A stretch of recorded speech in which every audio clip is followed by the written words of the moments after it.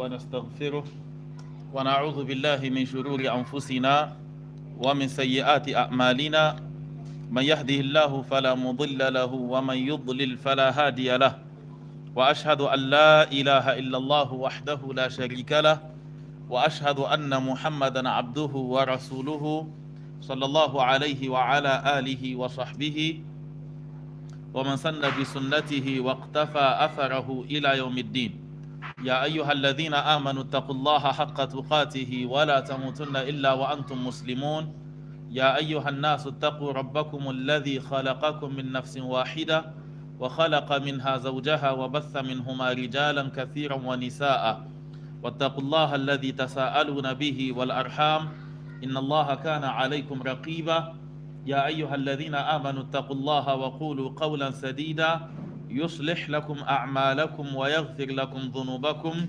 ومن يطع الله ورسوله فقد فاز فوزا عظيما أما بعد فإن أصدق الحديث كتاب الله وخير الهدي هدي محمد صلى الله عليه وسلم وشر الأمور محدثاتها وكل محدثة بدعة وكل بدعة ضلالة وكل ضلالة في النار أما بعد فالسلام عليكم ورحمة الله وبركاته.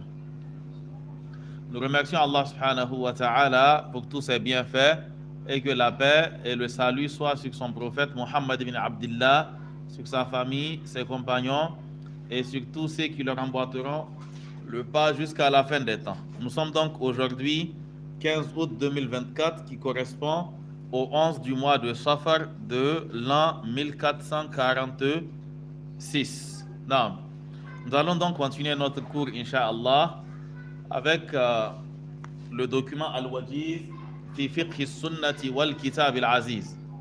Nous nous étions arrêtés à la séance passée sur le point ma yajibu lahu al-wudu'u ay ma yahrumu ala al-muhdithi.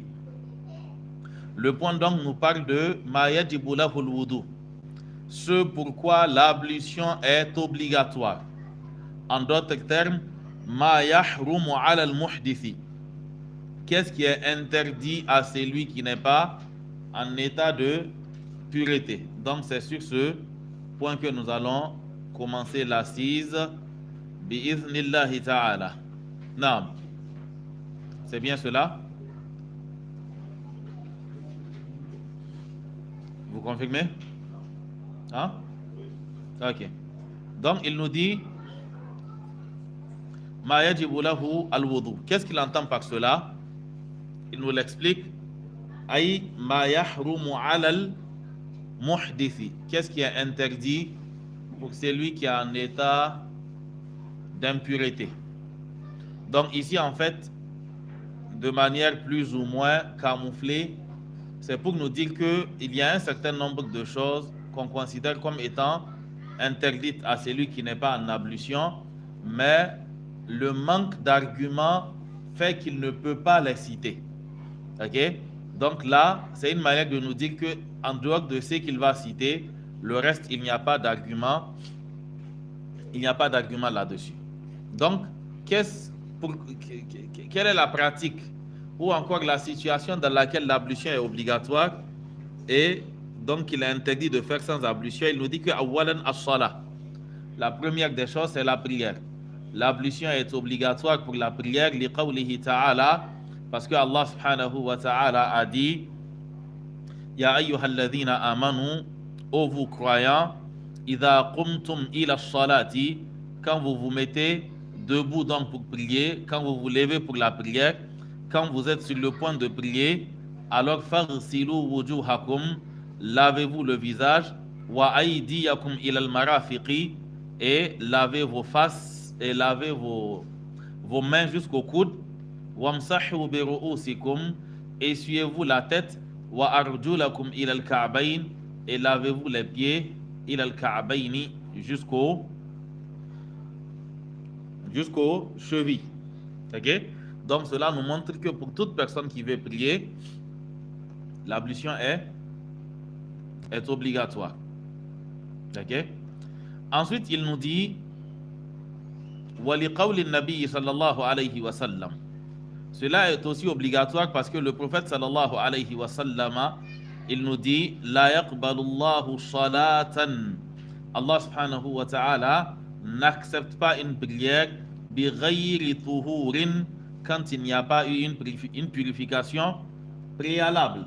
Donc pour que la prière soit acceptée, il faudrait nécessairement qu'il y ait d'abord une purification. Ok? Ce hadith, nous l'avons déjà cité quand on parlait de at-taharatu lis-salah, c'est-à-dire quand on parlait de l'ablution. Au tout début du chapitre même de l'ablution, nous avons cité ce hadith-là avec la forme la yuqbalu aw la tuqbalu salatun bi ghayri tuhur. Ok, c'était sous cette forme que ça avait été cité et nous avions dit que c'était un hadith de Imam Muslim et de At-Tirmidhi. Non. La deuxième chose pour laquelle l'ablution est obligatoire, pour l'auteur, il nous dit at-tawaf. C'est bien cela? At-tawafu. Donc la circumambulation autour de la Kaaba. Le fait de faire le tawaf, le tour autour de la Kaaba, il précise at-tawafu bil bayti. Le fait de faire le tawaf autour de la Kaaba. Dans tous les cas, le tawaf est une adoration qui ne se fait que dans les contextes bien précis. C'est-à-dire que c'est وَلْيَطَّوَّفُوا بِالْبَيْتِ الْعَتِيقِ et qu'il fasse le tawaf autour de la maison antique, c'est-à-dire la Kaaba. Quant à ce qu'on retrouve dans les rites des soufis, comme le tawaf autour des tombes, ou encore il y aurait carrément certaines personnes qui, à cause de leur grandeur, ils ne se déplacent pas pour aller faire le tawaf autour de la Kaaba. C'est la Kaaba qui vient les trouver dans leur ville ou dans leur village pour faire le tawaf autour d'eux. Et la question qui se pose, c'est que pendant que la Kaaba s'était déplacée pour venir faire le tawaf autour d'eux, les gens qui faisaient le tawaf là-bas, eux, ils tournaient autour d'eux.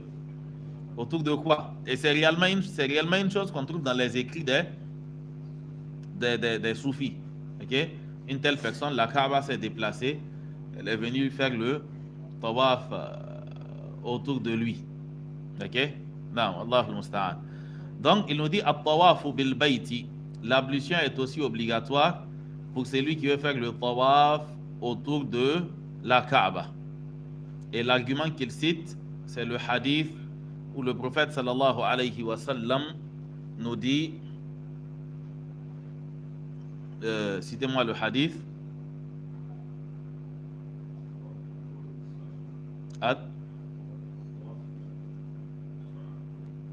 Ok, donc le hadith, le prophète sallallahu alayhi wa sallam nous dit que at-tawafu bil bayti salatun. Le tawaf autour de la Kaaba, salatun, c'est une prière. Illa anna Allah ahalla fihi al-kalama. Sauf qu'Allah subhanahu wa ta'ala y a autorisé le fait de parler. Ok? Donc, en se basant sur ça, ils disent que ce qui régit la prière régit aussi le tawaf, sauf que on peut parler alors que dans la prière, après la révélation du verset Hafidhu ala salawati wa salati al-wusta wa qumu lillahi qanitin, après la révélation de ce verset, il a été interdit de parler. Au début de l'islam, il était permis en priant de parler. Ok? Les compagnons disent qu'entre eux, en priant, si tu te rappelles de quelque chose, tu dis que je ne t'ai pas dit, chez un tel, il y a eu, sa femme a accouché. Ok? Au début, ça se faisait. Dans la prière, si tu te rappelles de quelque chose, tu informes l'autre avant de finir. Voilà. Mais ce verset a été révélé. Hafidhu ala salawati wa salati al-wusta wa qumu lillahi qanitin. Ok? Après cela, le fait de parler a été interdit dans la prière. Ok? Donc, ce hadith nous dit que le tawaf est comme la prière. Beaucoup de savants ne sont pas de cet avis-là. Ils penchent plus pour la recommandation, ok, de l'ablution. Tout simplement parce que le tawaf, en pleine période de pèlerinage, c'est une adoration assez compliquée. Et garder ces ablutions pendant les 7 tours, ou encore perdre ses ablutions et couper pour aller faire ses ablutions et revenir continuer, c'est une chose qui est assez pénible. Okay? Donc, il y a beaucoup qui considèrent qu'il s'agit d'une recommandation et non pas d'une obligation. Celui qui arrive à le faire ainsi, c'est bien. Celui qui n'arrive pas aussi, pour certaines conditions, telles que la difficulté même qu'il y a à sortir, revenir et tout le reste, alors pour cela, ça peut passer. Wallahu a'lam. Peut-être que quand on rentrera dans les situations où l'ablution est recommandée, nous allons davantage détailler ce point bi'idhnillahi ta'ala. Ainsi donc, de l'avis de l'auteur, l'ablution n'est pas par exemple obligatoire pour celui qui veut lire le Coran. Ok? L'ablution n'est pas obligatoire pour celui qui veut encore mieux même réciter le Coran, c'est-à-dire réciter de mémoire. L'ablution ne lui est pas obligatoire. Là, il y a un semblant même de consensus là-dessus, quoi. De mémoire pour lire, on ne peut pas exiger les ablutions. Comme le hadith de Ibn Abbas, où quand le prophète sallallahu alayhi wa sallam, Ibn Abbas dit qu'il a dormi chez sa tante et le prophète sallallahu alayhi wa sallam y était. Et quand le prophète sallallahu alayhi wa sallam s'était endormi à la prière de Fajr, quand il s'est réveillé donc la nuit, Ibn Abbas nous dit que le prophète sallallahu alayhi wa sallam, il essuya son visage de ses mains comme pour faire partir le sommeil, et que le prophète sallallahu alayhi wa sallam a lu les versets Inna fi khalqi samawati wal ardi wa ikhtilafi al-layli wan nahari jusqu'à la fin des versets, les 10 derniers versets de la sourate Ali Imran. Pourtant, en ce moment, il venait de se réveiller. Ok? Donc, de là, on comprend que l'ablution n'est pas obligatoire pour réciter le Coran de mémoire. Okay? Maintenant, pour ce qui concerne le fait de toucher au Coran pour le lire, là aussi, il n'y a pas un argument rendant cela obligatoire. On peut aller dans le sens de la recommandation, comme dans le premier cas. Parce que dans le premier cas aussi, il est recommandé d'être en ablution pour réciter le Coran, mais ce n'est pas une obligation. Comme quand le prophète sallallahu alayhi wa sallam, un homme lui a lancé la salam alors qu'il était en train d'uriner, et le prophète sallallahu alayhi wa sallam n'a pas répondu, et à la fin, il lui a dit que karihtu an adhkurallaha ala ghayri wudu, ou kama qal. Le prophète sallallahu alayhi wa sallam lui dit, j'ai dédaigné mentionner le nom d'Allah subhanahu wa ta'ala n'étant pas en état de pureté. Donc on comprend qu'il est bien d'avoir cette habitude quand on veut lire le Coran, même de mémoire, de faire ses ablutions. Surtout que dans le hadith, le prophète sallallahu alayhi wa sallam dit wala yuhafidhu ala al-wudu'i illa al-mu'min. Il n'y a que le croyant qui s'attelle à être constamment en ablution. Ok? Donc c'est une chose qui est recommandée, ce n'est pas une obligation. Ainsi que les autres situations qui sont souvent évoquées, il n'y a pas d'argument, il n'y a pas de texte qui soutient cela.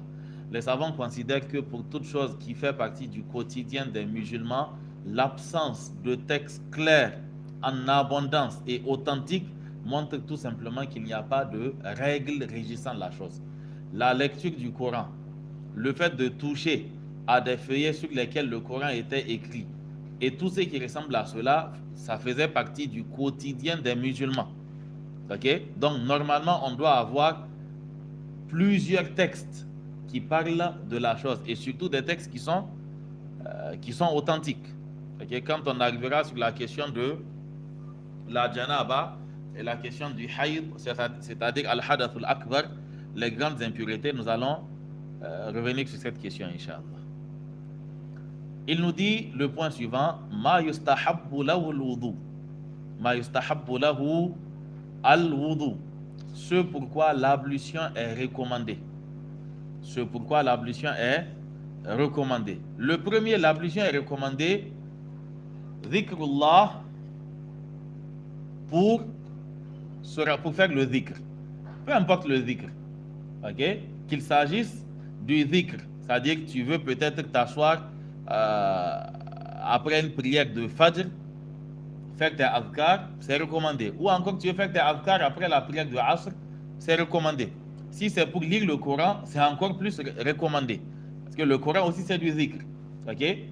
Je ne parle pas de l'autre zikr où tu sautes, tu cries, tu tombes, tu te roules. Pas ça. Ça, même si tu as tes ablutions, à la fin, il y aura un doute là-dessus. Ok? Parce que tu rentres dans un état second, quoi. Tes ablutions ne sont plus... c'est pas évident. Ok? Donc, c'est pas de ça que nous parlons quand nous disons zikr. Quand on dit le zikr, c'est le zikr de l'islam qui est considéré comme étant la partie fondamentale de toutes les adorations. Quand tu fais la prière, la plus grande chose dans la prière, c'est le zikr. Inna salata tanha anil fahsha'i wal munkari wa la dhikrullahi akbar. Ok? Wa aqimis salata li dhikri qad aflaha man tazakka wa dhakara asma rabbihi fasalla. Donc tout cela montre que dans la prière, c'est le dhikr. Mais nous parlons du dhikr, ok? Tel que enseigné dans le Coran et tel qu'enseigné dans la sunna du prophète sallallahu alayhi wa sallam. Nous ne parlons pas de la folie là. Ok? Et ils ont même trouvé un hadith pour soutenir leur folie. Ils disent que le prophète sallallahu alayhi wa sallam aurait dit Uzkurullaha hatta yuqalu majnoun, hatta yuqala majnoun. Ok? Invoquez Allah, faites le dhikr, ok? Jusqu'à ce qu'on dise que vous êtes fou, quoi. Ces genres de hadith ne sauraient émaner que d'un fou.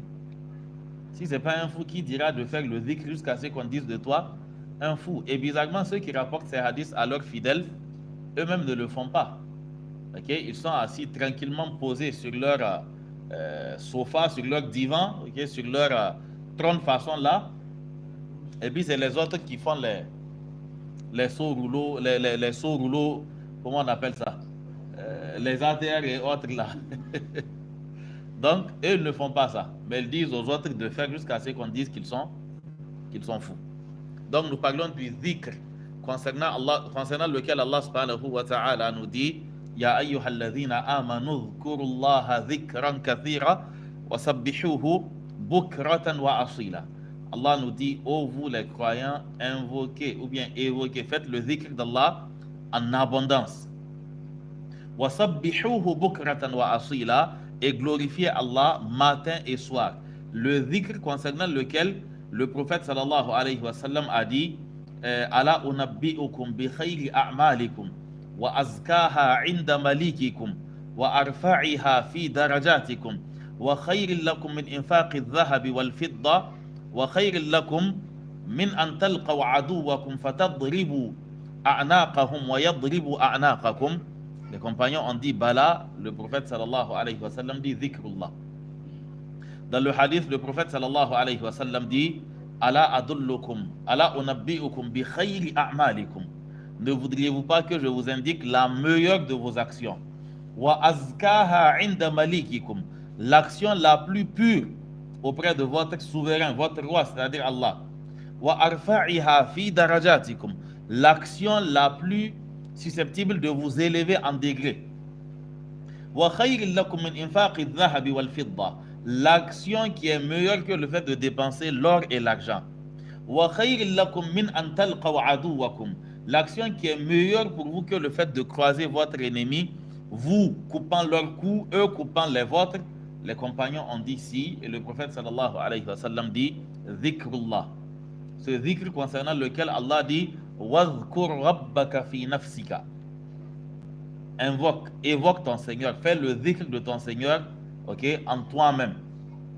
Tu fais le dhikr avec humilité, avec concentration, à voix intermédiaire, sans déranger les autres, sans qu'on sache même que tu fais le dhikr, parce qu'à la base c'est une action qui est censée être cachée. Tu n'as pas à faire le dhikr en criant, tu mets au parleur, tu fais le dhikr.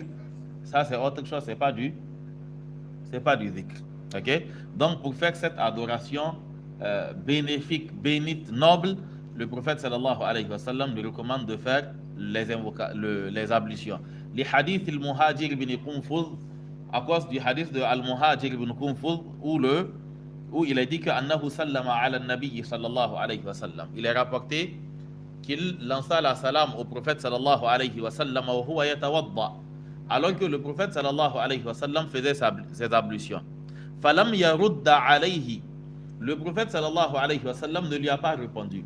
Falam yarudda, parce que le fi'l radda est un fi'l mudha'af. Et étant mudha'af, quand il est majzoum, il prend fatha. Donc, falam yarudda alayhi. Il ne lui répondit pas, c'est où ça? Hatta tawadda'a, jusqu'à ce qu'il finisse de faire ses ablutions. Faradda alayhi. Alors le prophète sallallahu alayhi wa sallam répondit à sa salam, wa qala, et il lui dit, innahu lam yamna'ni an arudda alayka. La seule chose qui m'a empêché de te répondre, c'est illa anni karihtu. La seule chose qui m'a empêché de te répondre, c'est que karihtu. J'ai dédaigné an azkurallaha, de mentionner le nom d'Allah, illa ala taharatin. J'ai dédaigné mentionner le nom d'Allah si ce n'est en état de pureté. Le hadith est rapporté par Abu Daoud, Ibn Majah, An-Nasa'i, wa laysa indahu al-marfu'. An-Nasa'i n'a pas rapporté le hadith avec un sanad qui est marfou, c'est-à-dire qui remonte jusqu'au prophète sallallahu alayhi wa sallam. Le hadith, il est sahih. La deuxième situation où il est recommandé de faire les ablutions, c'est an-nawmu. C'est quand on veut dormir. Lima rawahu al-Bara ibn Azib. À cause du hadith de al-Bara ibn Azib, radiyallahu anhu, où il dit, qala an-nabiy sallallahu alayhi wa sallam. Le prophète sallallahu alayhi wa sallam a dit à al-Bara ibn Azib, idha atayta madja'aka, ay firashaka, quand tu te rends à ta couche, là où tu dors, ok, quand tu pars te coucher, fatawadda wudu'aka lis-salah. Fais tes ablutions comme tes ablutions de la prière.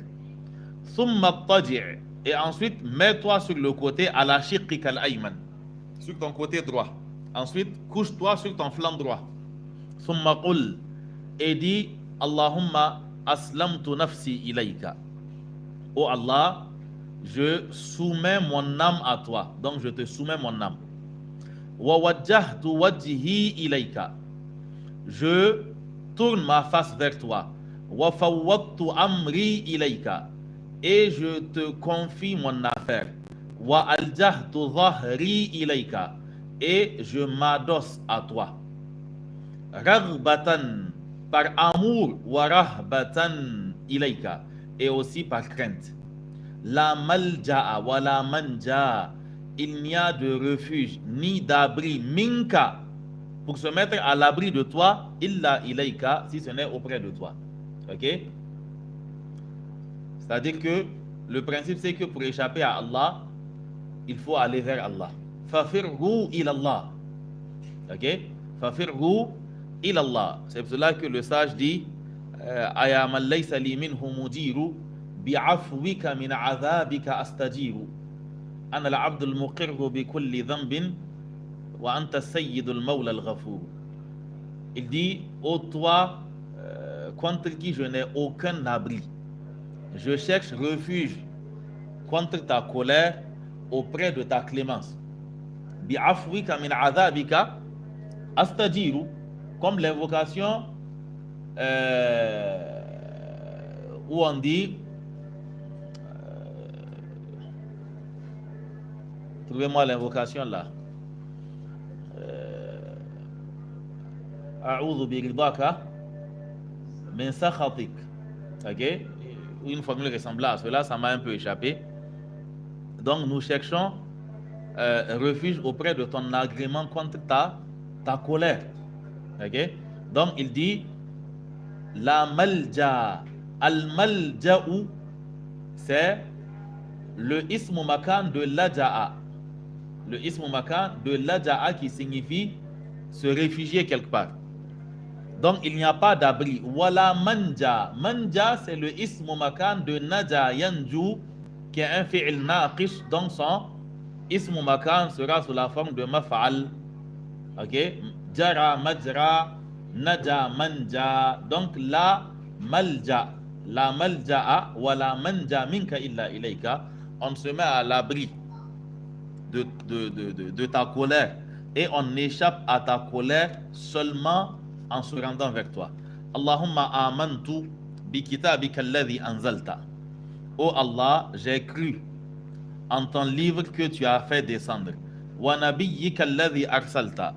J'ai cru en ton prophète que tu as envoyé. Fa in mutta min laylatika. Là, l'invocation est terminée. Le prophète dit à Al-Bara ibn Azib, fa in mutta min laylatika. Si tu meurs cette nuit-là, fa anta ala al-fitra. Alors tu es mort sur la nature saine. Ok? Tu es mort en plein dans le tawhid. Waj'alhunna akhira ma tatakallamu bihi. Et fais-en la dernière chose que tu diras. C'est assez facile quand tu es célibataire, ça sera. Après avoir dit ça, tu dors seulement. Ok? Non. Donc le hadith est rapporté par Imam al-Bukhari et Muslim. Juste une petite anecdote. En lisant ce hadith, le prophète sallallahu alayhi wa sallam l'enseignait à Al-Bara ibn Azib. Donc il dit, le prophète dit et Al-Bara répète. Et ils sont arrivés à wa nabiyyika alladhi arsalta. Et Al-Bara ibn Azib, quand le prophète a dit wa nabiyyika alladhi arsalta, il a dit wa rasulika alladhi arsalta. Le prophète lui a dit là wa nabiyyika alladhi arsalta. C'est de là que les savants disent que les doigts, on les répète tels qu'ils sont venus. Vous voyez que Rasoul est plus grand que Nabi. Il dit, je crois en ton prophète que tu as envoyé. Al-Bara ibn Azib dit, je crois en ton Rasoul, ton messager que tu as envoyé. Le prophète lui a dit là, wa nabiyyika alladhi arsalta. J'ai dit, wa nabiyyika alladhi arsalta.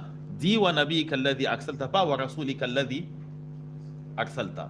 Donc cela montre que quand une invocation de circonstance est rapportée, dans la circonstance, on lit l'invocation là de cette manière.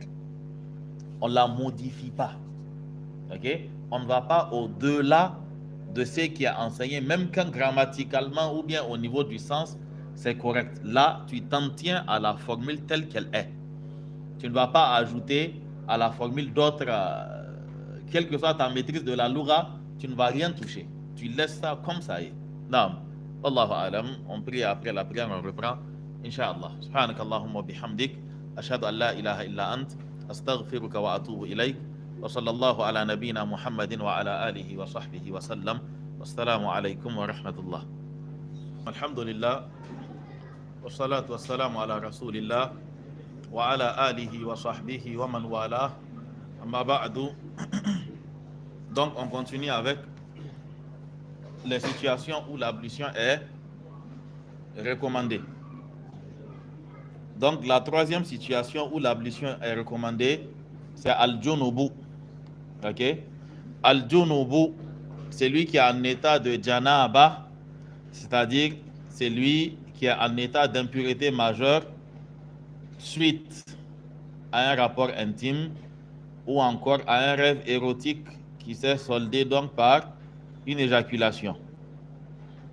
Al-junubu, l'état, c'est lui qui est en état de janaba, idha arada an ya'kula, quand il veut manger, ou yashrabu, ou yashraba, ou qu'il veut boire, ou yanama, ou qu'il veut dormir, ou yu'awid al-jima'a, ou qu'il veut encore avoir un autre rapport, alors il lui est recommandé de faire ses ablutions.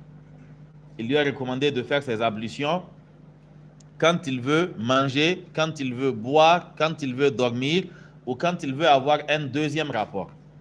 L'argument donc se trouve dans le hadith de Aïcha, celui de Ammar bin Yasir et celui de Abu Sa'id. Je peux commencer? Je peux continuer? Ok, donc on était en train de parler de Al-Junubu idha arada an ya'kula aw yashraba aw yanama aw yu'awid al-jima'a. Donc c'est lui qui est en état de janaba et qui veut manger, boire, dormir ou encore avoir un deuxième rapport.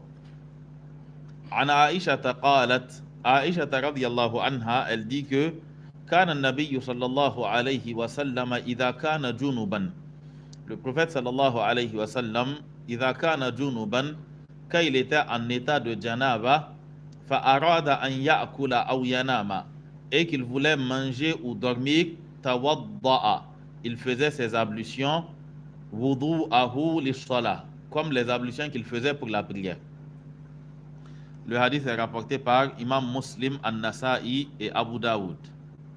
Donc cela montre que quand on veut manger ou dormir et qu'on est en état de janaba, il est recommandé de faire les ablutions. Nous avons à peu près la même chose dans le hadith de Ammar bin Yasir, radiyallahu anhuma. Il dit que anna nabiyya sallallahu alayhi wa sallam rakhasa lil junubi. Le prophète sallallahu alayhi wa sallam, il a permis lil junubi, à celui qui est en état de janaba, idha arada an ya'kula, quand il veut manger, aw yashraba, qu'il veut boire, aw yanama, ou dormir, alors il lui a permis de faire ces choses-là, an yatawadda'a, de faire donc ses ablutions, wudu'ahu lis-salah, comme il le ferait pour ses ablutions. C'est bon. OK? Comme il le ferait pour ses ablutions. OK? Ici, rakhasa, c'est pas dans le sens de une rukhsa qui est venue après une interdiction catégorique, quoi. OK? Mais il est fortement recommandé de ne pas dormir dans cette situation-là, mais de faire au minimum les ablutions. OK? Ce sont des états qu'il ne faudrait pas garder très longtemps volontairement.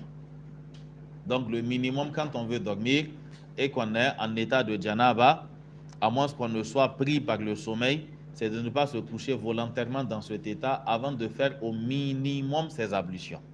OK? Au minimum, on fait ses ablutions et on se couche, et au réveil, on fera le grand lavage. OK? Non.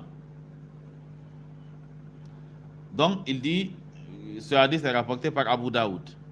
Le hadith de Abu Sa'id al-Khudri, c'est le hadith de Abu Sa'id al-Khudri, radiyallahu anhu, an nabi sallallahu alayhi wa sallam, qala, le prophète sallallahu alayhi wa sallam a dit, idha ata ahadukum ahlahu, quand l'un d'entre vous se rend chez sa femme, pour donc un rapport intime, thumma arada an ya'uda, et qu'ensuite il veut retourner, OK, une deuxième fois, falyatawadda, alors qu'il fasse ses ablutions avant cette deuxième fois.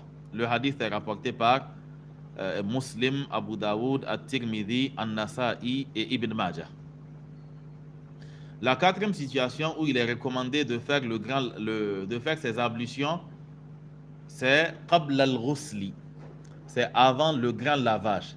Sawa'un kana wajiban, peu importe que ce grand lavage soit un lavage obligatoire, comme le cas du grand lavage en état de janaba, ou le cas du grand lavage, comme c'est le cas pour la femme après la cessation des menstrues, ou encore pour le cas du vendredi, OK? Ou encore qu'il s'agisse d'un cas où le grand lavage est recommandé, comme le cas de istihaba, la femme en métrorragie, ou encore le cas de la prière de Eid, ou bien le cas pour le ihram ou autre. Donc peu importe que ce lavage soit un lavage obligatoire, ou mustahabban, ou un lavage comment on dira ça, méritoire, OK, recommandé, pas obligatoire. Dans les deux cas, il est recommandé dans les deux cas, il est recommandé de faire les ablutions en premier.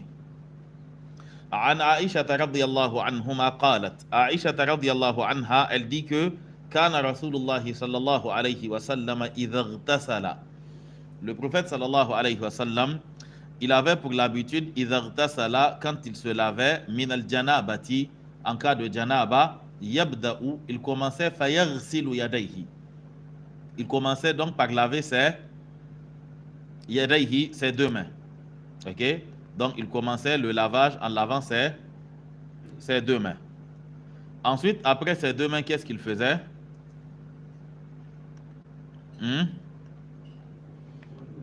OK. ثم يفرغ بيمينه على شماله. Ensuite, il versait de l'eau avec sa main droite sur sa main gauche. C'est-à-dire il lavait ses mains avant de les introduire dans l'eau ou encore avant de saisir quelque chose pour verser. Donc il prend l'eau dans la main gauche ou dans le récipient qui est tenu par la main gauche et il versait.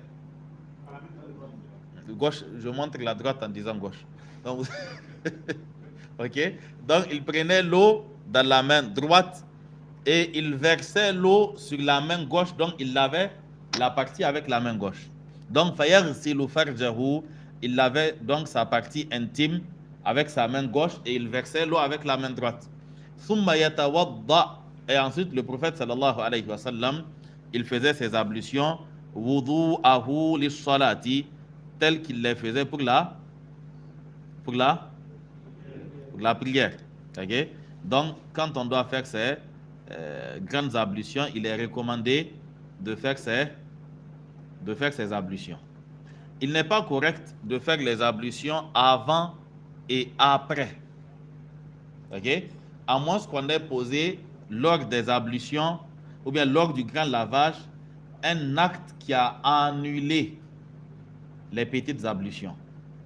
Si tu as fait tes petites ablutions, tu as fait le grand lavage, quand tu finis et que tu veux prier, alors tu n'as pas à reprendre tes ablutions. Sauf si pendant le grand lavage, tu as par exemple touché à ta partie intime, ou encore tu as uriné, ou encore tu as posé l'un des actes annulateurs des petites ablutions. Alors dans ce cas, quand tu voudras prier, tu vas reprendre tes petites ablutions. Ok?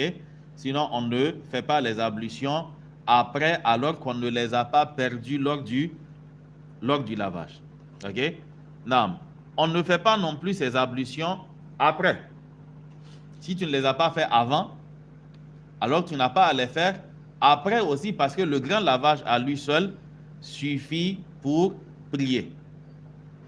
Et c'est pour cela que Aïcha radiyallahu anha, elle dit qu'elle se rappelle, qu'elle voyait le prophète sallallahu alayhi wa sallam accomplir 2 prières, 2 rakats donc, ainsi que la prière de Fajr, sans pour autant qu'il n'ait fait plutôt ses ablutions. C'est-à-dire qu'il faisait le grand lavage et ensuite il allait prier sans pour autant faire ses ablutions après le grand lavage. Ou encore le hadith de Jubayr ibn Mut'im, où le prophète sallallahu alayhi wa sallam, il résumait son lavage en disant qu'il se contentait de verser l'eau d'en haut, c'est-à-dire à partir de sa tête, et de répandre l'eau sur tout le corps. Donc, soit tu fais tes ablutions avant, ok, et ensuite tu fais le grand lavage, et c'est fini, tu pars prier ainsi, sauf dans le cas où tu as posé un acte qui a annulé tes petites ablutions qui sont dans tes grandes ablutions. Ça, c'est le premier cas. Deuxième cas, et c'est ce qui est recommandé, les petites ablutions et ensuite le grand lavage.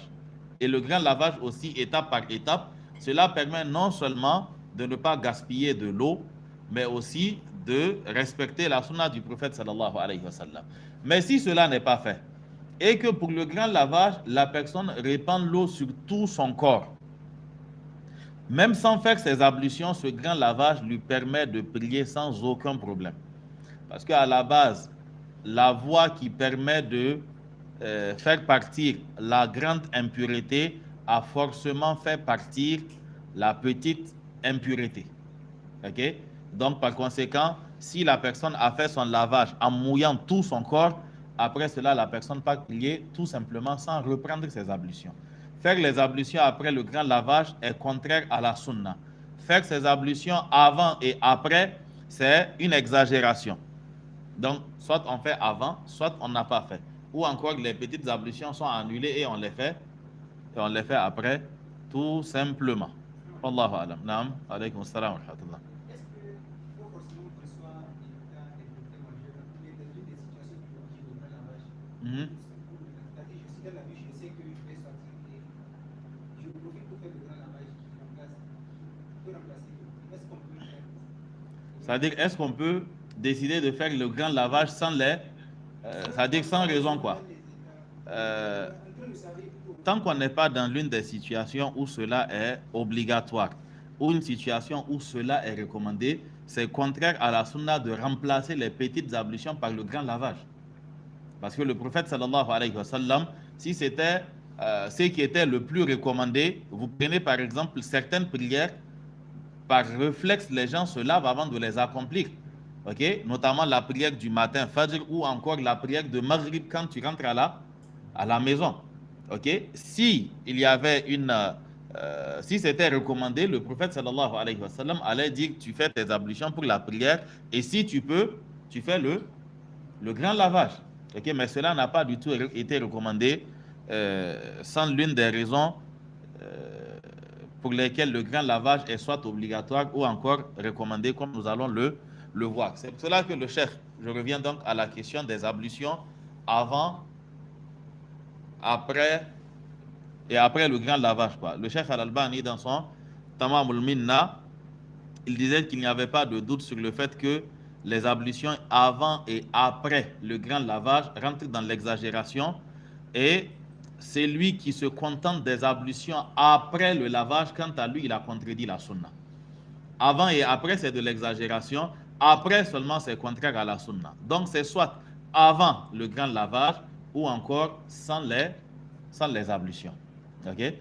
Et je vous ai déjà expliqué lors d'un cours passé que le principe en islam, pour se débarrasser des wiswas, souvent il faut se contenter du minimum qu'a fait le prophète sallallahu alayhi wa sallam, afin d'entraîner ton cœur à l'acceptation de tout ce qui vient du prophète sallallahu alayhi wa sallam. C'est-à-dire que si on t'a dit que si le prophète, comme dans le hadith de Ibn Mut'im, le prophète sallallahu alayhi wa sallam, il dit que il y a demandé comment tu fais le grand lavage. Il a expliqué comment il fait. Le prophète sallallahu alayhi wa sallam, il dit que lui, souvent, il se contente de verser de l'eau sur tout son corps. Okay? Si tu as l'habitude de faire tes ablutions, c'est-à-dire de l'autre manière où tu laves la partie intime, ensuite les petites ablutions, ensuite la tête, ensuite le côté droit, ensuite le côté gauche, okay? Souvent, il faut aussi essayer l'autre manière simplifiée. Et si tu refuses de l'essayer parce que tu as l'impression que c'est insuffisant, il y a un problème. Ok? Il y a un problème. Cela signifie que jusqu'à présent, il y a un problème de wiswas.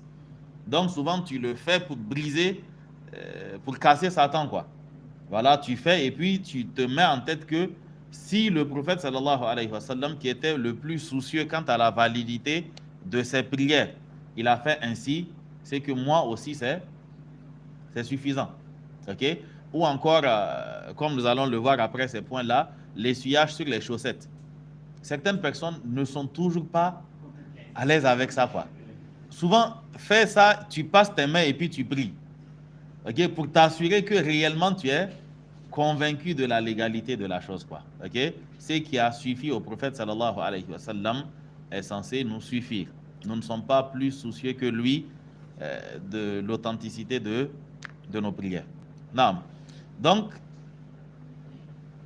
le 5e cas où l'ablution est recommandée, c'est akluma massathun naru. C'est la consommation de ce que le feu a touché. Quand on mange une chose touchée par le feu. Quand on mange une chose touchée par le feu, il est recommandé de faire ces ablutions. C'est-à-dire ce qui est cuit, ce qui est brisé, ce qui est, je sais pas, ce qui est passé par le feu dans tous les cas. Donc, bouilli et tout le reste, quoi. Donc, aklu ma massathun naru. Donc, quand on mange une chose touchée par le feu, il est recommandé de faire les ablutions. Les hadiths d'Abi Huraira radiyallahu anhu qala, à cause du hadith de Abu Huraira qui a dit Sami'tu Rasulallah sallallahu alayhi wa sallama yaqulu. J'ai entendu le prophète sallallahu alayhi wa sallam dire Tawadda'u, faites vos ablutions mimma massatin naru. Faites vos ablutions pour ce que le feu a touché. Faites vos ablutions pour ce que le feu a touché. Quand une chose est touchée, an-naru est mu'annath. C'est pour cela qu'il dit mimma massat. An-naru est an-naru est féminin. OK? Non. Si nous prenons ce hadith donc de Muslim et de An-Nasa'i, si on n'avait pas d'autres situations, alors l'implication directe, c'est que le fait de faire ces ablutions quand on mange une chose touchée par le feu est obligatoire. Parce qu'on a un ordre clair du prophète sallallahu alayhi wa sallam. Mais nous avons des textes montrant que le prophète sallallahu alayhi wa sallam ne visait pas l'obligation, mais plutôt la recommandation. Ok? وَهُوَ مَحْمُولٌ عَلَى الْإِسْتِحْبَابِ. L'auteur nous dit que ce hadith est à prendre dans le cadre de la recommandation et non pas dans le cadre de l'obligation. Les hadiths Amr ibn Umayyah ad-Damari, à cause donc du hadith de Amr ibn Umayyah ad-Damari, qala, ce compagnon Amr ibn Umayyah, qala, il dit ra'aytu an-nabiyya sallallahu alayhi wa sallam. J'ai vu le prophète sallallahu alayhi wa sallam yahtazzu min katifi shatin. J'ai vu le prophète sallallahu alayhi wa sallam couper l'omoplate d'une brebis. Al-katif pour l'homme, ça sera l'épaule quoi. Donc ça va correspondre à quoi à quelle partie du mouton? Allo, kominen. Ok? Donc je l'ai vu yahtazzu min katifin nar. Je l'ai vu couper donc de l'épaule, non pas de l'épaule de la brebis vous avez compris, il est dans tous les cas. Ok? Donc, fa'akala minha. Le prophète sallallahu alayhi wa sallam, il en mangea. Fadu'iya ila salati. Et on appela à la prière. Faqama. Le prophète s'est levé. Wa taraha sikina. Il jeta le couteau. Taraha serama. Wa taraha sikina. Il jeta le couteau. Wa salla. Et il pria. Wa lam yatawadda. Et il ne fit pas ses ablutions. Et pourtant, c'était de la viande préparée. Donc cela montre que quand le prophète sallallahu alayhi wa sallam a dit tawadda'u mimma massatin naru, c'était une recommandation et non pas une obligation. Non. Sixièmement, il est recommandé de faire ses ablutions li kulli salatin, pour toute ablution. OK? Pour toute ablution, pour toute prière. Pour toute prière, il est recommandé de faire ses ablutions. Les hadiths Bouraïda taqala, à cause du hadith de Bouraïda. Bouraïda nous dit que kana nabiyyu sallallahu alayhi wa sallam yatawadda'u 'inda kulli salatin. Le prophète sallallahu alayhi wa sallam faisait ses ablutions pour chaque prière. Falamma kana yawmul fathi, quand il fut donc le jour de Fathu Makkah, le jour de la conquête, de la prise de la Mecque, tawadda'a.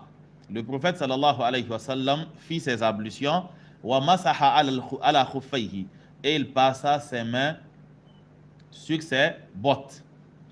Wa shalla salawati, et le prophète sallallahu alayhi wa sallam, il accomplit les prières bi wudu'in wahidin, avec une seule ablution.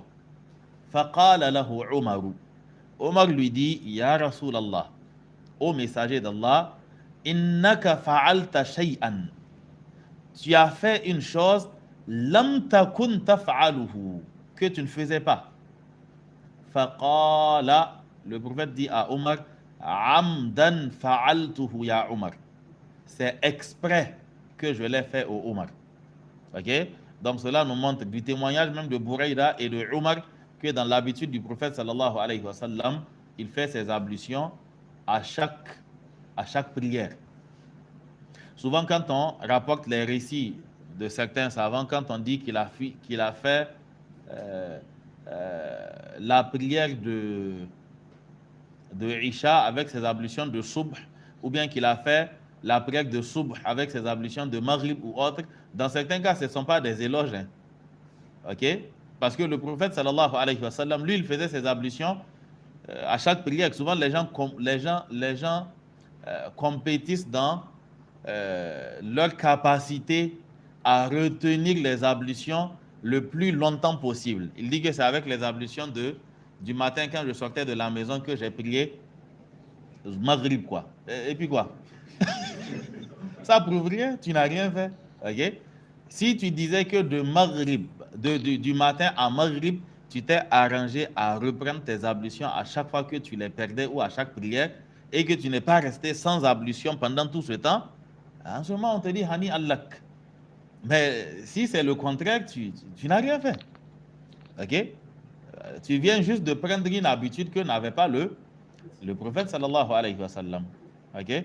Donc, il est rapporté dans d'autres hadiths que à la base, إِذَا قُمْتُمْ إِلَى الصَّلَاةِ, cela rendait obligatoire l'ablution pour toute prière.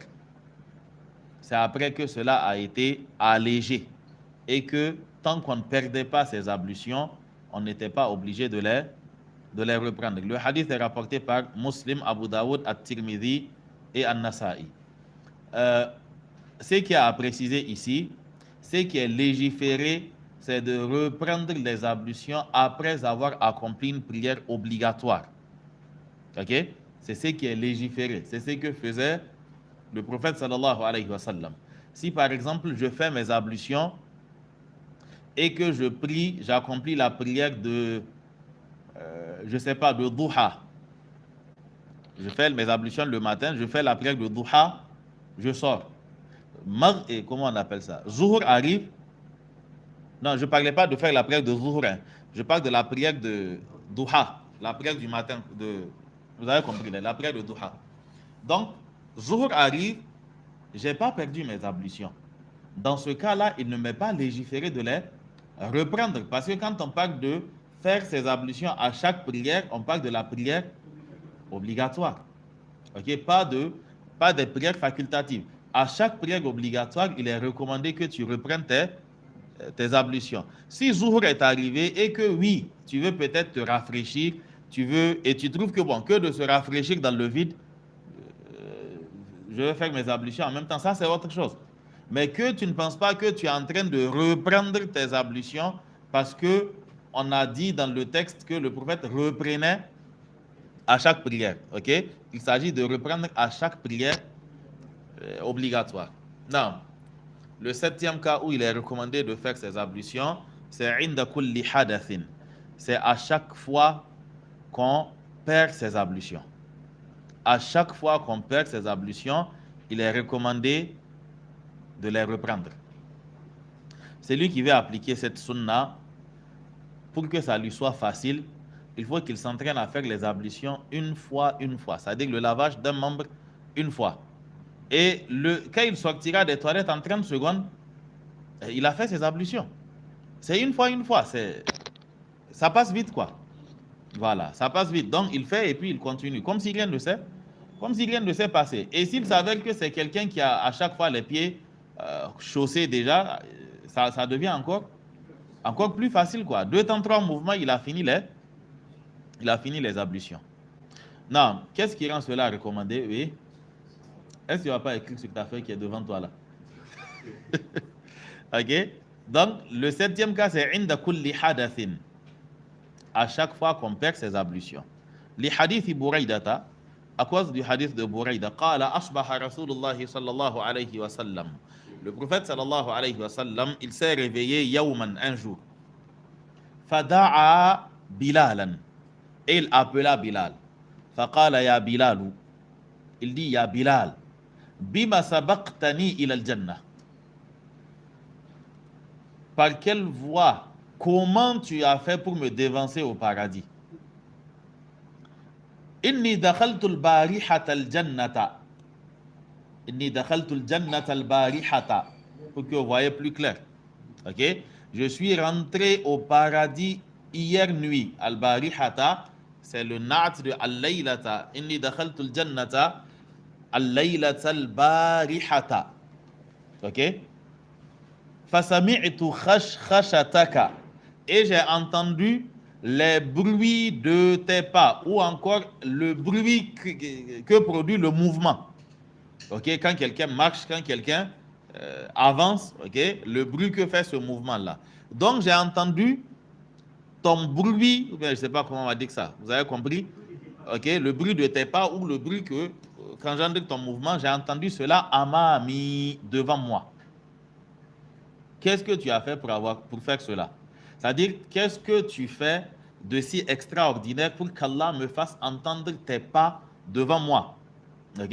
Ça, c'est un rêve dans lequel, comme l'a dit le prophète sallallahu alayhi wa sallam, lam yabqa min an-nubuwwati illa ar-ru'ya as-saliha yaraha ar-rajulu as-salihu aw tura lahu. Le prophète sallallahu alayhi wa sallam il dit que la seule chose qui reste de la prophétie, c'est le bon rêve que fait l'homme vertueux ou le bon rêve qu'on fait pour l'homme vertueux. C'est-à-dire que quelqu'un fasse un rêve et qu'il te dise que j'ai rêvé que tu étais au paradis avec le prophète sallallahu alayhi wa sallam. Ok? Donc le prophète sallallahu alayhi wa sallam, il dit que cela fait partie ajilu bushra al-mu'min. C'est-à-dire que ce sont les prémices de la bonne nouvelle qu'on annonce aux croyants. Donc là, c'est le prophète sallallahu alayhi wa sallam qui a fait ce rêve pour Bilal. C'est pas pour dire que Bilal sera devant le prophète sallallahu alayhi wa sallam au paradis. Vous voyez bien que Bilal n'y était pas. Ou bien Bilal y était. Bilal n'y était pas. Lui, il ne sait même pas qu'on a entendu, c'est pas au paradis, il n'y était pas. Mais c'est un élément qui montre que Bilal a pris de l'avance sur la communauté. Ok? Pas qu'il est devant le prophète sallallahu alayhi wa sallam. C'est même inconcevable. Du moment où le prophète sallallahu alayhi wa sallam, il nous dit que Ati bab al-jannah. Le jour de la résurrection, je me rendrai aux portes du paradis. Et on me demandera Man anta, qui es-tu? Et il dira que c'est Muhammad sallallahu alayhi wa sallam. Et l'ange dira qu'il m'a été ordonné de n'ouvrir ses portes à personne avant toi. Ok? Et en ce moment, le prophète sallallahu alayhi wa sallam va rentrer. Ça sera après le fait que tout le monde se soit réuni et qu'on ne puisse pas trouver quelqu'un pour aller demander à Allah de commencer le jugement. C'est-à-dire que le jugement même, tout le monde est là. Maintenant, qui va aller dire on n'a qu'à commencer? Parce que, comme le disaient les 5 prophètes, Ulul Azm, les 5 grands prophètes, quand la question leur était posée, chacun répondait Inna rabbi ghadiba al-yawma ghadba lam yaghdab qablahu lam yaghdab mithlahu abadan. Ok? Lam yaghdab mithlahu qat wa lan yaghdab mithlahu abadan. Mon Seigneur est aujourd'hui dans une colère dans laquelle il n'a jamais été avant et dans laquelle il ne sera plus. Et donc chaque prophète dira nafsi nafsi. C'est en ce moment que Ahmad Tidjan, il viendra avec son boubou qui aura des centaines de poches. Donc il va ramasser ses fidèles et il va aller les déverser au paradis. Après des dizaines de passages, ok, c'est-à-dire les vols sans escale, il déverse, il revient. En ce moment, Allah le verra et Allah lui dira Ahmad, tu es encore là, tu n'es pas rentré? Il dit en ce moment, j'aurai honte et je vais aller rentrer. Bon. Alors que le prophète sallallahu alayhi wa sallam, lui, quand on viendra lui dire invoque Allah pour que le jugement commence. Après être passé par les grands prophètes, ils iront dire à Adam tu es notre père. Allah t'a créé de ses propres mains. C'est-à-dire, avant de demander le service au prophète, on lui rappelle son rang. Ok? On lui dit que Allah t'a créé de ses propres mains. Allah, tu es notre père. Voilà, voilà. Tu ne vois pas dans quel état nous sommes. Va demander à Allah de commencer. Adam dira là, j'ai fait quelque chose, je ne vais pas aller m'arrêter devant lui. La même chose, Nuh. Nuh dira, je ne peux pas. Nuh n'a rien fait. Tout ce qu'il a dit, c'est Rabbi la tazar ala al-ardi min al-kafirina dayyara. Et il a justifié cela. Innaka intazarhum yudillu ibadaka wa la yalidu illa fajiran kafara. Mais avec tout cela, Nuh dira qu'il ne pourra pas. Moussa dira qu'il ne pourra pas. Isa aussi dira qu'il ne pourra pas. Alayhimus salam. Et c'est en ce moment qu'ils se rendront chez le prophète sallallahu alayhi wa sallam. Et le prophète dira Ana laha. Ok? Je suis celui qui peut gérer ça. Et là, le prophète sallallahu alayhi wa sallam, il dit qu'il ira donc devant le trône d'Allah subhanahu wa ta'ala et qu'il va se jeter en prosternation. Et qu'en ce moment, Allah lui insufflera des propos qu'il ne connaît pas encore. Lui-même, il dit, je vais le glorifier par des propos que je ne connais pas encore. Comme quand Adam aussi, il a désobéi, Allah dit que fatalaqa Adam min rabbihi kalimatin fataba alayhi. Adam a reçu de la part d'Allah des propos par lesquels il l'a invoqué et Allah lui a pardonné. C'est quoi ces propos-là? Rabbana, dans Surat Al-A'raf, ça a été rapporté, Rabbana zalamna anfusana wa illam taghfir lana wa tarhamna lanakunanna min al-khasirin. Et quand le prophète sallallahu alayhi wa sallam se prosternera et qu'il glorifiera Allah, Allah lui dira: Qum, lève-toi ô Muhammad, wasal tu'ta, et demande ce que tu veux, on t'accordera. Washfa' tushaffa', et intercède pour qui tu veux. L'intercession te sera accordée. Et là, le prophète sallallahu alayhi wa sallam, il dira: Ummati, ummati, ma communauté est en difficulté. Les autres prophètes diront: Nafsi, nafsi, parce que la situation elle est assez terrible. Okay? En ce moment, c'est yawma yafirru al-mar'u min akhihi wa ummihi wa abi wa sahibatihi wa banihi li kulli imri'in minhum yawma idhin sha'nun yughni. Chacun a assez de problèmes là-bas. Tu n'as pas le temps de quelqu'un. Même si quelqu'un essaie de te rattraper pour te rappeler, lui-même il ne va pas se rappeler de cela. Ok? Ce jour-là, c'est un jour qui est assez terrible. Qu'Allah subhanahu wa ta'ala nous accorde une bonne fin et qu'Allah subhanahu wa ta'ala nous ressuscite dans l'état le plus parfait. Donc, Bilal, le prophète sallallahu alayhi wa sallam lui demande: qu'est-ce que tu fais pour être devant moi? Faqala Bilalun, Bilal dit: Ya Rasulallahi, ma adhantu qattu. Je n'ai jamais fait l'adhan. Qattu, c'est le jamais du passé. Ma adhantu qattu. Je n'ai jamais fait l'adhan illa sallaytu raka'atayni, sans que je ne fasse 2 rakats. Wala asabani hadathun qat. Je n'ai jamais été en état d'impureté illa tawadda'tu indahu, sans que je ne fasse les ablutions à cet instant-là. Il y a dit inda al-hadathi, au moment de l'impureté, je fais les ablutions. Faqala Rasul, parce que dans tous les cas, tout le monde finit par se purifier après une impureté. Mais maintenant, quand Bilal, lui, il dit que illa tawadda'tu inda al-hadathi, ay indahu, sans que je ne fasse les ablutions à cet instant-là. Faqala Rasulullah sallallahu alayhi wa sallam. Chez les savants, pour tout ce qui fait partie du ghaib, on ne peut pas pour tout ce qui fait partie de l'inconnaissable, on ne lui rattache pas une cause sans raison valable. Bilal, lui-même, il ne sait pas pour quelle raison il a eu ce rang-là. Mais la question lui a été posée: qu'est-ce que tu fais? Et il a réfléchi, qu'est-ce que ça peut être parmi ses actions? Et il a dit ça. Mais jusqu'au moment où il a dit ça, rien ne prouve que c'est à cause de ça. Il nous fallait la preuve. Ok? Et le prophète sallallahu alayhi wa sallam dit: Lihada, c'est pour ça. Si le prophète sallallahu alayhi wa sallam n'avait pas confirmé en disant Lihada, alors c'était tout simplement supposé. Je disais quoi? Ok? Donc c'est pour cela que religieusement,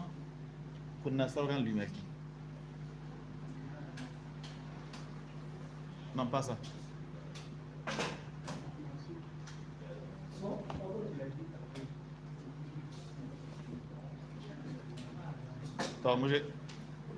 Donc, c'est pour cela que chez les savants, il est interdit de rattacher à un acte ou à un résultat une cause sans avoir la preuve que c'est cela réellement la cause. C'est-à-dire que quand un événement arrive, je ne peux pas le rattacher à telle ou telle autre cause. Et à coup sûr, dire que c'est pour cela que ça a été résolu et que ça a été exaucé. Donc, il faut nécessairement une preuve. Ok? Dans la semaine là, ou bien, je ne sais pas, quand je lisais les propos d'un savant, ou bien j'écoutais, je ne sais plus, concernant la prière de istikhara. Ok?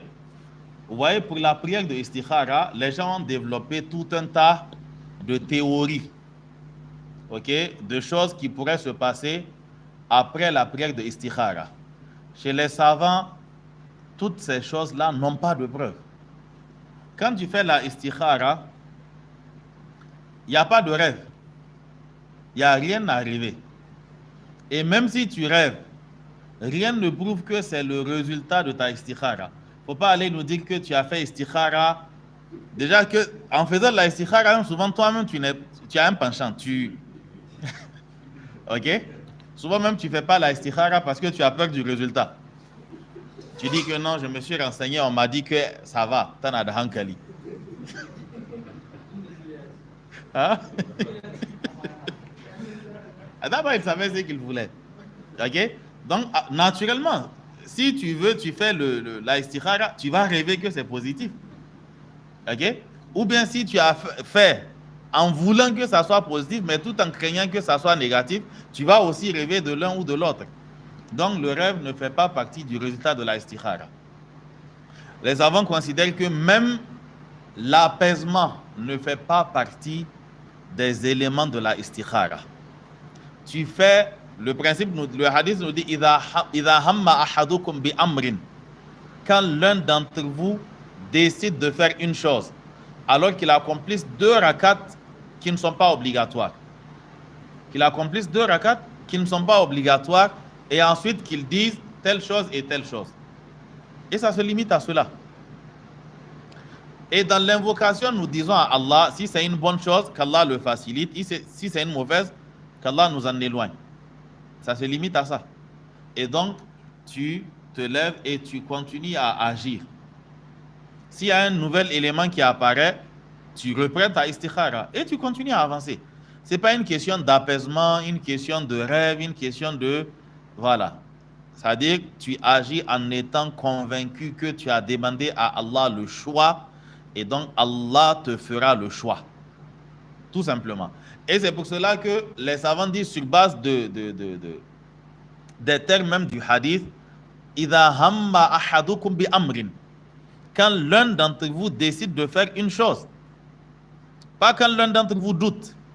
C'est-à-dire que tu réfléchis avec les éléments que tu as en main. Tu prends une décision et maintenant tu fais la istikhara. Vous voyez très bien que dans la istikhara, nous ne disons pas à Allah, oh Allah, celle des 2 choses qui est meilleure, alors guide-moi vers ça. Là, tu tu demandes l'invocation pour une seule chose. Allahumma in kana hadha al-amr. Si cette chose-là est bien pour moi, ça commence par quoi? Allahumma inni astakhiruka bi'ilmika. Oh Allah, je te demande de me faire le choix par ta science. Wa Allahumma inni astakhiruka bi'ilmika wa astaqdiruka biqudratika.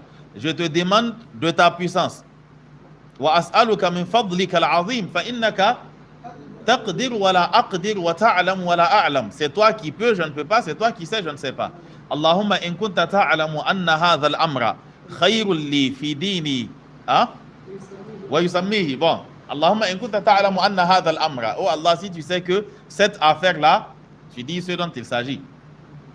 Si tu sais que cette affaire-là, khayrun li fi dini, est un bien pour moi dans ma religion, wa ma'ashi, dans ma vie d'ici-bas, wa aqibati amri, et que c'est bien pour moi dans la fin aussi des choses. Ok, il y en a qui ont fait ça beaucoup de fois. Ok. Faqdurhu li wa yassirhu li thumma barik li fihi. Vous voyez qu'à chaque fois on dit cette affaire, si c'est bien, facilite-le moi. Si c'est mauvais, éloigne-moi-en. Donc, mais c'est quand tu prends la décision. Tu prends la décision et maintenant tu laisses le choix à Allah et tu agis. Et après la istikhara, tu dois être convaincu qu'Allah te fera le choix. Tu dois être convaincu qu'Allah te fera le choix. Et tu reprends la istikhara autant de fois que tu veux parce que c'est une invocation. La istikhara qui consiste à faire des rêves ou encore à voir, je ne sais pas, du fil blanc quand c'est positif et du noir quand c'est négatif, ça c'est peut-être chez les charlatans. Ok? C'est leur istikhara qui consiste à... c'est une forme de voyance. Ok? C'est chez eux, on a ça. Mais la istikhara en islam, c'est pas comme si tu demandais à Allah de te révéler la chose. Non, tu demandes à Allah de te faciliter ce qui est un bien pour ta vie d'ici-bas, pour ta religion et pour ton au-delà. Et de t'éloigner de ce qui est mauvais pour toi dans ta vie d'ici-bas, dans ta religion et dans ton au-delà. Donc, on ne lit pas des choses qui n'ont pas de lien sans un argument, sans une preuve religieuse, on ne lit pas ça. Tu as fait ta istikhara, tu as fait un rêve, c'est le rêve, c'est tout. Ok? Non, qu'Allah subhanahu wa ta'ala nous fasse comprendre cela. Donc, le prophète sallallahu alayhi wa sallam, il confirme, il dit lihada. C'est donc pour cela. Le hadith est rapporté par At-Tirmidhi. Le 8e cas, c'est l'avant-dernier, je pense. On pourra le terminer, Inch'Allah. Le 8e cas, min al-qay, c'est après le vomissement. Quand on vomit, il est recommandé de reprendre ses ablutions. À cause du hadith de Abu Darda. Les hadithi Ma'dan ibn Abi Talhata an Abi Darda. Abu Darda dit Anna Rasulallah sallallahu alayhi wa sallam qa'a. Le prophète sallallahu alayhi wa sallam a vomi. Fa'aftara. Il a donc rompu son jeûne. Fatawadda'a. Éteignez la chose. Ok? Donc, le prophète sallallahu alayhi wa sallam qa'a, il a vomi. Fa'aftara, il a donc rompu son jeûne. Fatawadda'a, et il a fait ses ablutions. Le fait qu'il ait rompu, c'est pas parce que le vomissement involontaire rend le jeûne. Mais de toute évidence, il s'agit d'un jeûne facultatif ou encore c'est à cause de la maladie qu'il a rompu. Ok? Mais ce n'est pas le jeûne qui a fait rompre. Ce qui rompt le jeûne, c'est le fait de se faire vomir. Soit en mettant le doigt ou bien autre chose au niveau de la gorge ou en prenant un produit qui fait vomir. C'est quand le vomissement est volontaire. Le prophète sallallahu alayhi wa sallam, il dit que man dhara'ahu al-qay, c'est lui qui est vaincu, yani ghalabahu, c'est lui qui est vaincu par le vomissement, n'a pas à rembourser. Mais c'est lui qui se fait vomir, alors la personne devra rembourser. Donc, Ma'dan ibn Abi Talha a dit Falaqitu Thawbana. J'ai rencontré Thawban fi masjid Dimashq. J'ai rencontré Thawban. Thawban, c'est un autre compagnon, quoi. Ok? Vous êtes en train de me distraire là. Ma'dan dit Falaqitu Thawbana. J'ai rencontré Thawban fi masjid Dimashq, dans la mosquée de Damas. Fadhakartu dhalika lahu. Et je lui ai rapporté les propos de Abu Darda. C'est-à-dire que c'est Abu Darda qui a rapporté cela à Ma'dan ibn Abi Talha. Et quand il a rencontré un autre compagnon, Thawban, il lui a rapporté cela. Faqala, Thawban dit sadaqa. Il a dit vrai. Ana sababtu lahu wudu'ahu. C'est moi-même qui lui ai versé l'eau pour qu'il reprenne ses ablutions. C'est-à-dire que lui, il était non seulement témoin oculaire, mais il a été même acteur dans la chose, quoi. Le hadith est rapporté par At-Tirmidhi et Abu Daoud. Walaysa fihi fatawadda'a. Dans la version de Abu Daoud, la partie de il fit ses ablutions ne figure pas. Anna Rasulallah sallallahu alayhi wa sallam qa'a fa aftara. Ok? Le 9e cas, min hamlil mayyiti. C'est quand on prend un mort, quand on prend un cadavre. Li qawlihi sallallahu alayhi wa sallam, à cause du hadith du prophète sallallahu alayhi wa sallam. Man ghassala mayyitan falyaghtasil. Quiconque lave un mort, qu'il se lave. Wa man hamalahu, et c'est lui qui le porte, falyatawadda, alors qu'il fasse ses ablutions. Donc il ne s'agit pas ici d'une obligation, il s'agit plutôt d'une recommandation. Le hadith est rapporté par Ahmad ibn Hibban al-Bayhaqi at-Tirmidhi. At-Tirmidhi l'a rapporté bima'nahu. Le cheikh Al-Albani dans Ahkam al-Janaiz, il nous dit en résumé وظاهر الأمر يفيد الوجوب من غسل ميتا فليغتسل ومن حمله فليتوضأ. En évidence, ce qui est évident, c'est que là il s'agit d'un ordre et l'ordre est censé indiquer l'obligation. Mais il dit que إنما لم نقل به, mais nous ne disons pas qu'il s'agit là d'une obligation. li hadith ibn Abbas, à cause du hadith de Ibn Abbas, anna nabiyya sallallahu alayhi wa sallam qala, dans lequel le prophète sallallahu alayhi wa sallam a dit, laysa alaykum fi ghasli aw ghusli mayyitikum ghuslun.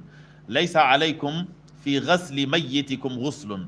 Vous n'avez pas à faire le grand lavage quand vous lavez vos morts. Idha ghasaltumuhu fa inna mayyitakum laysa binajasin. Parce que votre mort n'est pas une impureté. Fa hasbukum an taghsilu aydiyakum. Il vous suffit de laver donc vos mains. Rawahu al-Hakim wal-Bayhaqi. Intaha, il dit bitasarruf min ahkam al-janaiz lil-Albani. الصفحة الثالثة والخمسين. الصفحة الثالثة والخمسون donc en résumé c'est qu'il a paraphrasé des propos du Cheikh Al-Albani dans son document Ahkam al-Janaiz. Peut-être qu'on devra utiliser quand on arrivera sur le point qui vient juste après Kitab al-Salah, qui est donc Kitab al-Janaiz. Ok? Non, donc ce sont là les règles qui régissent l'ablution. Comment se fait l'ablution? Dans quel cas l'ablution est rompue? Qu'est-ce qui est recommandé dans l'ablution? Dans quel cas l'ablution est obligatoire et dans quel cas l'ablution est recommandée? La prochaine fois, Inch'Allah, nous allons entamer al-mashu al-khuffaini, le fait de passer les mains sur les bottes, okay, les bottines, sur ce qui couvre le pied. Et par analogie sur les chaussettes et tout ce qui tient au pied, quoi. Et là, nous allons voir que chez les savants, ce ne sont pas seulement les questions d'ordre dogmatique qui peuvent faire sortir la personne de la sunna. Il y a des pratiques qui relèvent de la jurisprudence. Et pourtant, les savants les considèrent comme étant des éléments qui prouvent que la personne est sur la sunna ou bien que la personne n'est pas de la sunna. Comme par exemple, le fait d'essuyer, de passer les mains mouillées sur les chaussures. Les seuls qui ont contesté cela, ce sont les Khawarij, les Mu'tazila et les Chiites. Ce qui fait que dans certains documents de Aqidah, vous allez voir que Wanara al-Masha al-Khuffaini. Et nous sommes dans notre Aqidah d'avis qu'on passe les mains mouillées sur les chaussures ou bien sur les bottes. Pourquoi? Parce que du fait que les égarés ont refusé la chose, cela, le fait de le faire est devenu un emblème de l'attachement à la sunna.